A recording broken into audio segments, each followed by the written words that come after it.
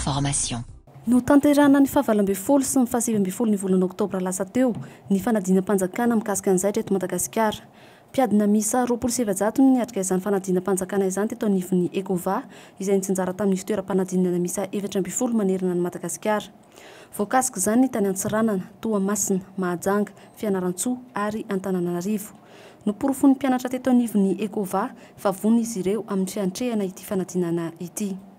Matomo manao fanadinana zany dia efa nahavita ny fianarana sy mahafeny zaitra rehetrarehetra ary anisan'ny porofony mpianatra mihitsy zany tamin'ity fanadinana ity izay fahaizany manjaitra zay satria somary sarotsarotra ihany raha ny laza adina pratika kanefa moa rehefa tena nandeha fotoana dia tsy nanan'olana ny mpianatra fa vita soma tsara ihany ary misy aza nahavita mialobe an'ny ora voatondro.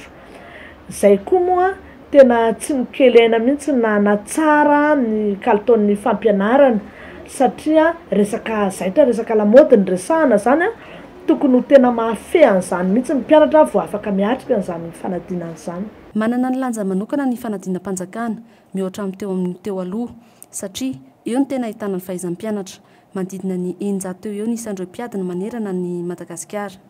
Ny mpianatra mahavita fianarana ato amin'ny Eccova moa dia afaka miatrika asa avy hatrany, afaka manorina orinasa ho an'ny tenany, afaka miasa amin'ny orinasa lehibe miangaly ny zaitra reny, izay raha teo koa mampiofana ny machine industrielle hamoramora ny fitadiavana asa. Mahafeny zaitra rehetrarehetra hoy izany ny mpianatra mivoaka avy ato amin'ny Eccova satria ny fampianaranay dia tsy mitsatra izahay manatsara an'izany ary toromarika iray ihany no iraisan'ny Eccova rehetra manerana Madagasikara. Fiofanana iray ihany no omena amin'ny mpampianatra ezahana mihitsy zany ny tovin'ilay izy mba tsy isiany hoe ny Eccova ary tsara dia ny Eccova ary ratsy. Tanjon'ny Eccova ny ahafahan'ny mpianatra ao aminy anana ny asan'ny tenany avy hatrany. Izany anefa dia tsy manakana ny fandehanana miasa amin'ny orinasa satria efa vonany amin'izany ny mpianatra. Ny volana novambra ho avy izao no fidirana manaraka. Miditra amin'io daholo na ireo izay misafidy ny décoration intérieure le fampiangonany ao an-trano amin'ny alalan'ny lamba toy ny hoe rideau, couvre-lit, couvre-siège, lay moustiquaire, couette, coussin couvre-salon, décoration en salle, décoration événementielle.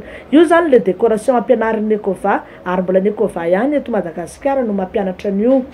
Eo ihany koa ny fanamboarana poketra sy kiraro efa misy an'izany ato amin'ny Eccova efa taona vitsivitsy lasa zay amin'io ihany koa no miditra amin'ny volana novambra io. Dia ny fampiofanana olona hiasany amin'ny orinasa hafakapa na ny fikirakirana an'ilay machine industrielle miditra amin'io ihany koa. Ireo rehetra ireo dia mila fonjifonjena daholo ny toerana fa ny toerana moa zany voafetra ihany. Tsy mitsahatra ny Eccova manatsara ny kalitaon'ny fampianarana ao aminy noho ny fivoaran'ny tontolony lamaody. Eo ihany koa ny fitobahan'ireo lamba efa nanaovana avy any ivelany na ny friperie sy ny vita sinoa.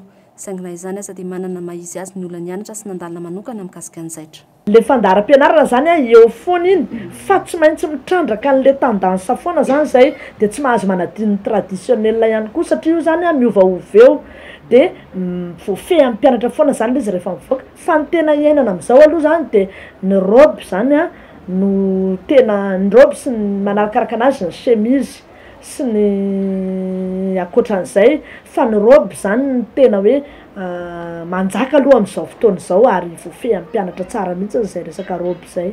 Anisan'ny tena mampiavaka amin'ny mpianatra eto anivon'ny Eccova ny fananany teknika ahafahana mamorona misimisy kokoa. Fomba fampianaranay mihitsy ny tena mampiavaka anay satria le fahaizan'le mpianatra zany avolenta be le anay ny tena ahitana an'izay taratra izay dia eo amin'le fampirantiana le défilé des modes zany ny tena ahitana anazy hoe ino ny tena zavatra vita amin'ny mpianatra azo lazaina hoe tena ambony be mihitsy ny fahaizandry zareo. Madagascar Information vous remercie pour votre visite.